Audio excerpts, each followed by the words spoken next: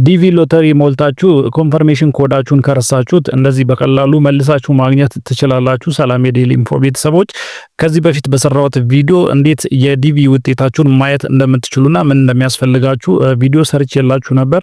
በዛሬው ቪዲዮአችን ደግሞ ዲቪ ሞልታችሁ ነገር ግን ኮንፈርሜሽን ኮዳችሁን በተለያየ ምክንያት ብትረሱትና ቢጠፋባችሁ እንዴት በቀላሉ መልሳችሁ ማግኘት እንደምትችሉ አሳያችኋለሁ። ቪዲዮን እስከመጨረሻው ድረስ ተከታተሉት። ቪዲዮን ላይክ፣ ሼር በማድረግ ጀምሩ። ለቻናሉ አዲስ ከሆናችሁና እንደዚህ ጠቃሚና አስተማሪ መረጃ እንዲደርሳችሁ ቻናሉን ሰብስክራይብ በማድረግ ቤተሰብ ሆኑ።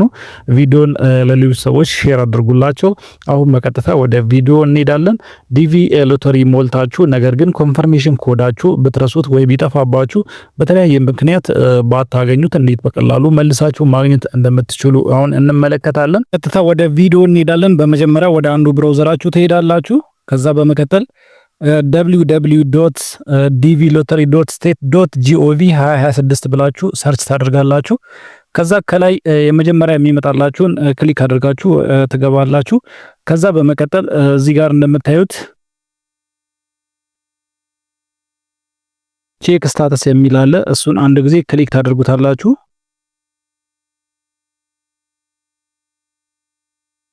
ከዛ በመቀጠል ከላይ ሄልፕ የሚል አማራጭ አለ። እዚህ ጋር ሄልፕ የሚል አማራጭ አለ። እሱን አንድ ጊዜ ክሊክ ታደርጉታላችሁ።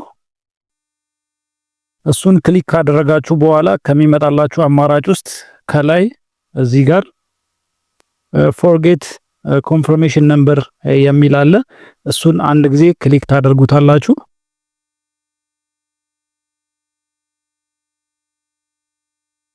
ከዛ እንደዚህ ያመጣላችኋል። እንደዚህ አይነት የሚሞላ ፎርም ያመጣላችኋል።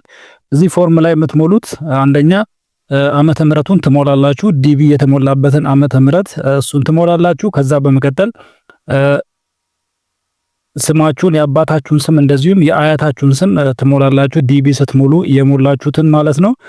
ከዛ በመቀጠል የልደት ቀናችሁን ወይም ዴት ኦፍ በርዛችሁን ትሞላላችሁ ማለት ነው። የተወለዳችሁበትን ቀን ዓመተ ምህረቱና እንደዚሁም ወሩን ትሞላላችሁ።